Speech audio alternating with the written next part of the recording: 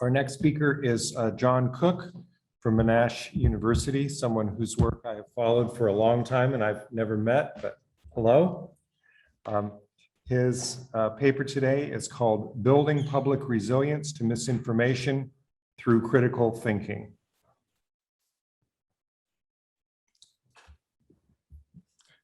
Thanks very much. I'm sharing my slides. Are they coming up okay?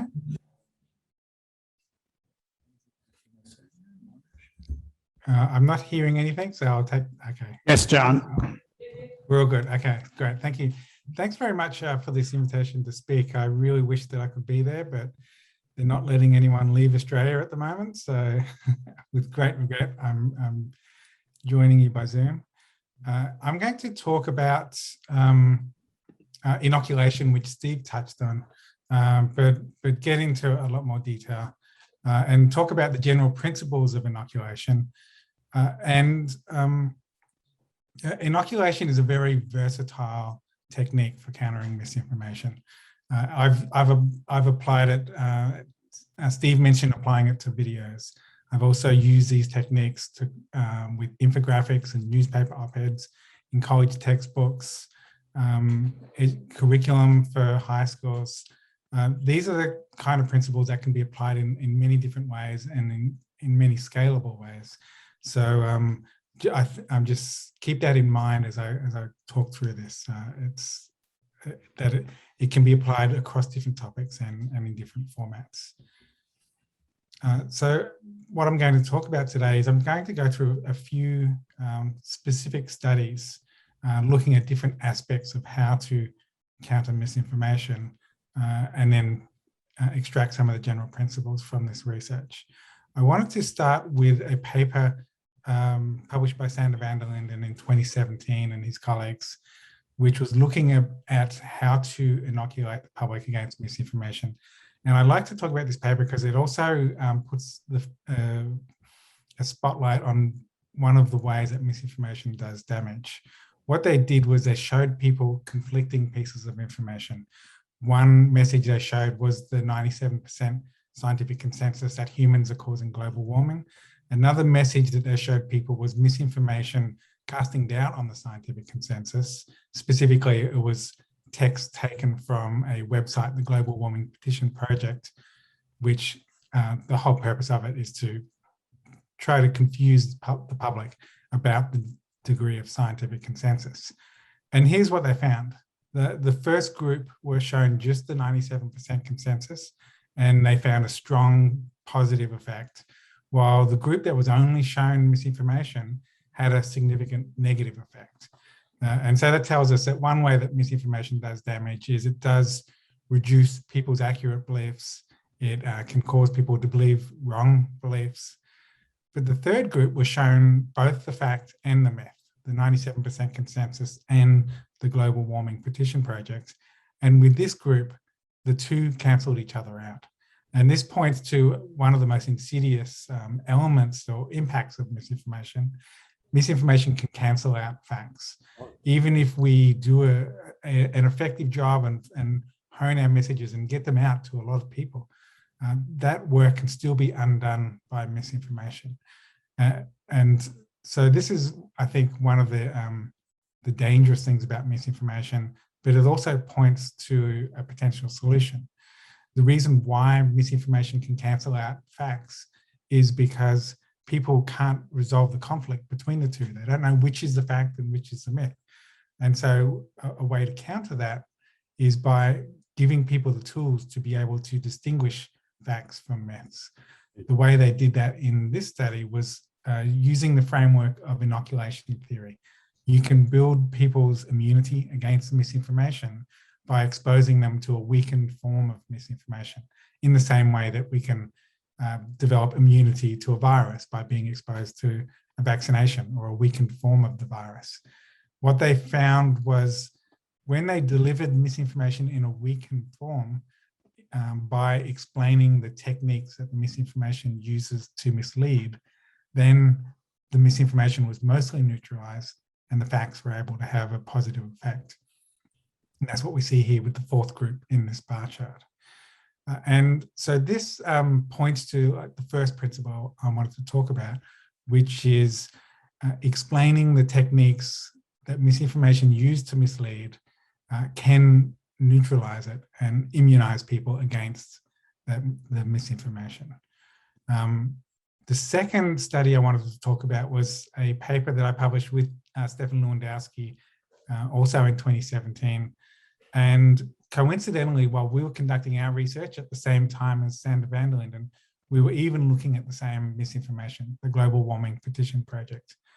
We found that when you show people, at least in this case, a US representative sample, when you showed them misinformation about climate change, it had a polarizing effect.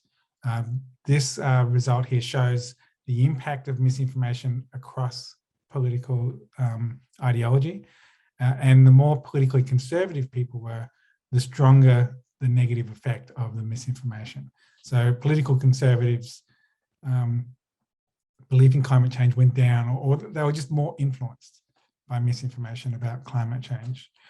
But what we did then was, with another group in our experiment, we also tried an inoculating message.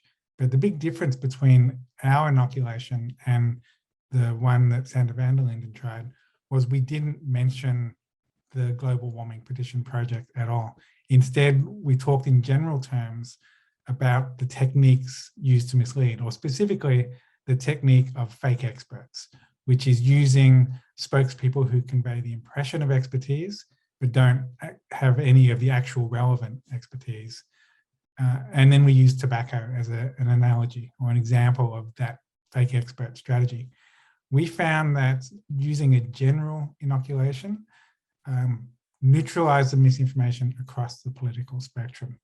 And this told us several things. Firstly, whether people are politically conservative or liberal, nobody likes being misled. And so you can, through inoculation, you can neutralize misinformation potentially across the political spectrum, even with polarized issues. And secondly, this approach of explaining the techniques of misinformation can generalize across topics. Essentially, our inoculation was inoculating people against tobacco misinformation, but we found that it inoculated people against climate misinformation using the same technique. And so this approach, which we call logic-based corrections or logic-based inoculation, has the potential to generalize across topics. And so this research led me to thinking about, well, how do you do that? How do you explain the techniques of misinformation? And I found a very useful framework for doing that are the 5 techniques of science denial. We summarize it with the acronym FLIC, which just makes it easier to remember.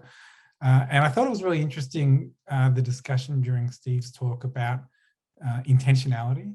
And Steve talked about that challenge of distinguishing between disinformation, which is intentionally trying to deceive people, and misinformation, which is false information where you don't know what the intent is.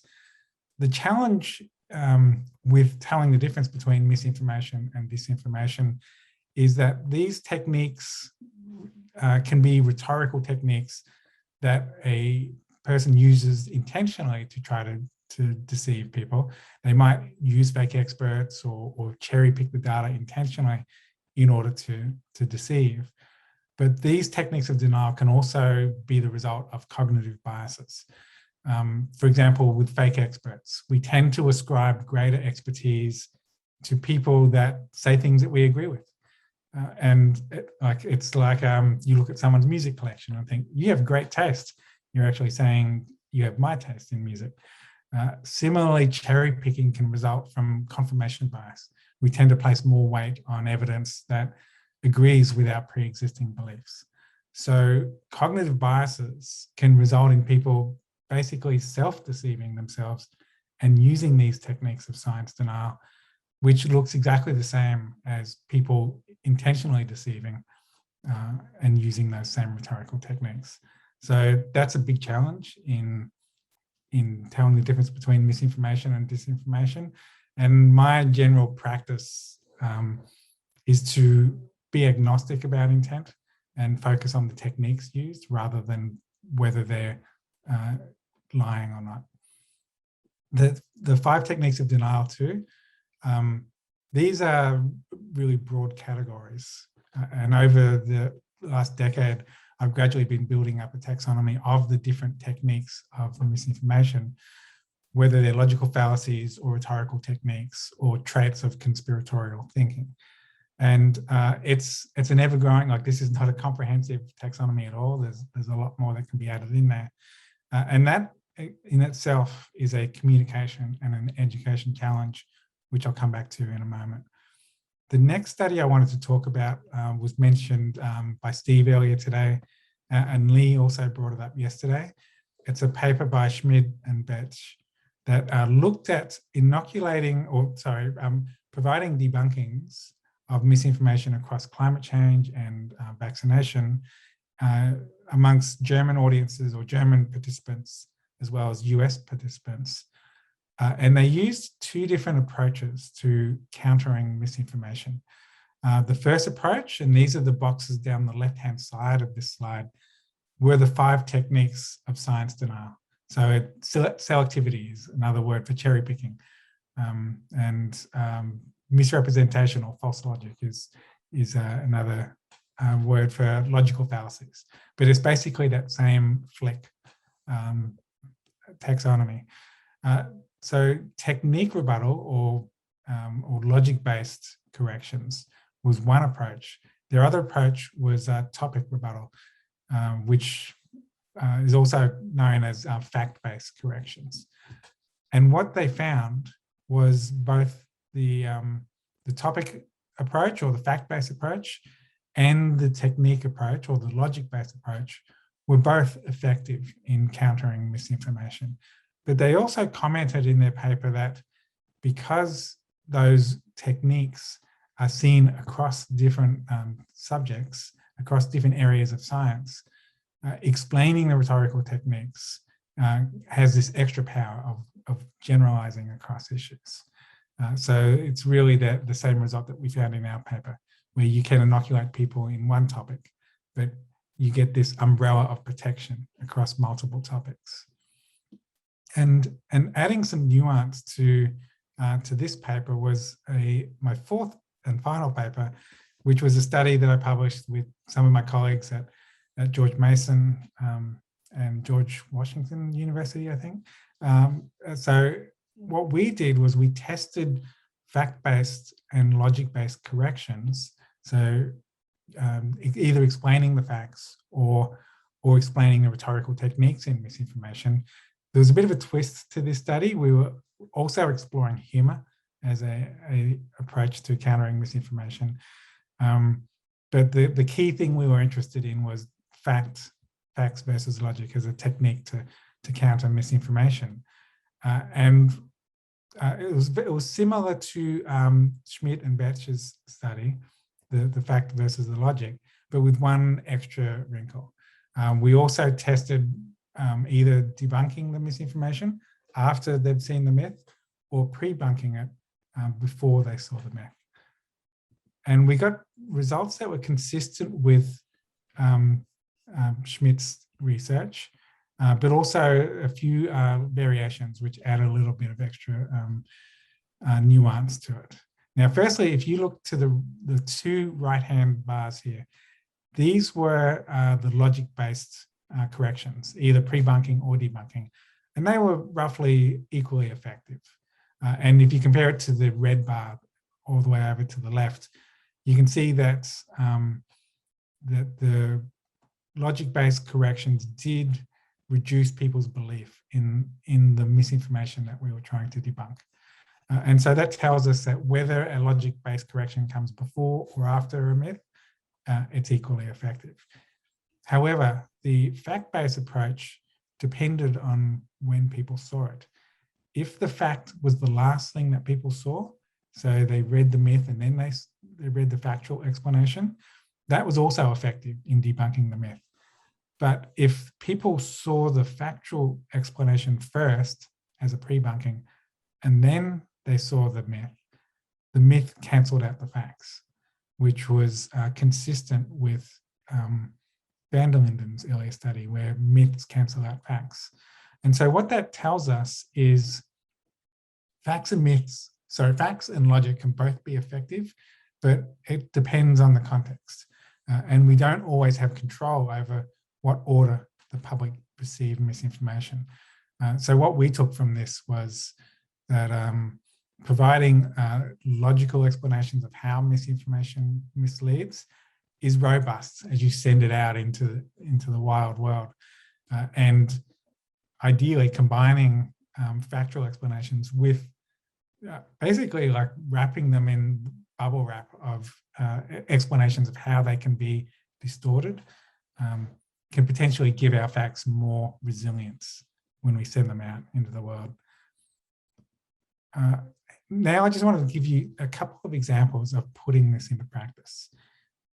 Late in 2020, Stefan Ludowski and I and Ulrich Ecker, lead author of the Debunking Handbook, which actually has about 24 authors of leading misinformation researchers. And we basically summarized the psychological research into how to counter misinformation. And this was one of the key recommendations, which is the structure of an effective debunking or pre-bunking, like an effective correction. And the structure we recommend is basically fact, myth, fallacy, fact. Lead with the facts and end with the facts. I put the emphasis on the facts, but you also need to explain the fallacies, explain the techniques that the misinformation uses to distort the facts.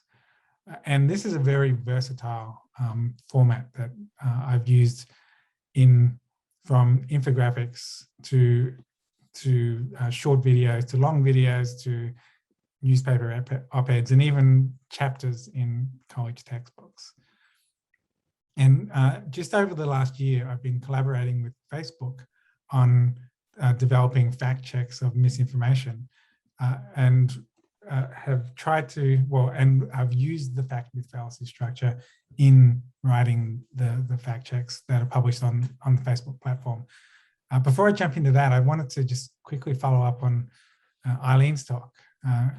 Working with Facebook gave, they're very much a black box, but I got a little bit of a peek behind the curtain in working with one of their teams on these fact checks.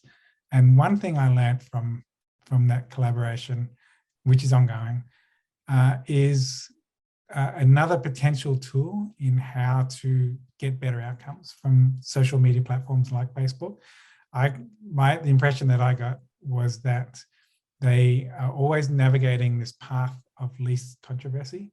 And in the case of climate change, you have climate scientists and climate activists and politicians pressuring them to do something about climate misinformation. But you also have Republican senators dragging Mark Zuckerberg into a congressional hearing and scolding him for censoring climate misinformation. So they're trying to thread this path of minimal controversy. And so I think that one tool that can help, and I think led to my collaboration with them, is public pressure for Facebook to do better on stopping climate misinformation.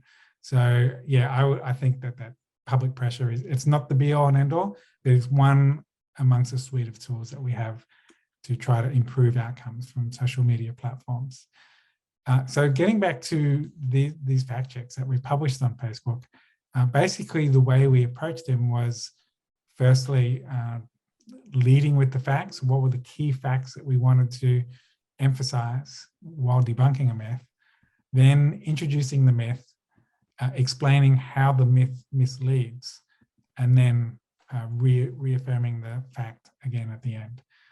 And so what that allows us to do is emphasize the facts, but also mention a myth and then tag it as wrong, so people can come away not only understanding the facts better, but also understanding how the myth distorts the facts. One last solution I wanted to talk about. I mentioned how explaining all the techniques of misinformation is a huge communication and education challenge, because it's not just about showing these to people, or even introducing them and teaching them about them in the first place, you want people to internalize all these different techniques of misinformation deeply enough that they will spot them in the wild when they encounter real misinformation, whether it's on TV, in the media, on social media, or in conversation. And how do you impart such a large taxonomy deeply enough that it can effectively inoculate people across all these different techniques? I've been exploring gamification as a potential tool, a scalable tool that can inoculate people, but then deepen that inoculation. And the game that we developed, and we launched it in late 2020, called Cranky Uncle, is basically a critical thinking game. It uses cartoons, it uses humor, but it's primarily based on logic-based inoculation. It takes the Flick taxonomy, the techniques of science denial. It introduces people to these techniques. It then explains them and then gets people to practice spotting misinformation techniques in examples of misinformation. So it shows them examples, and then they have to choose what is the denial technique in each example. And what this does is it gets people practicing critical thinking. The more they practice, the quicker and easier it gets. And then it gets quicker and easier for them to spot misinformation out in the real world. We're in the process now of translating the game into multiple languages. We've just finished the Dutch and German translation, and the app developers are updating the game so that we can bring those translations in. But we're also in the process of translating it into multiple other languages as well, which tends to be focused around European languages. That's all I had for you, but I'd be happy to answer any of your questions. And also, please feel free to follow up. You email me if you have any further questions as well.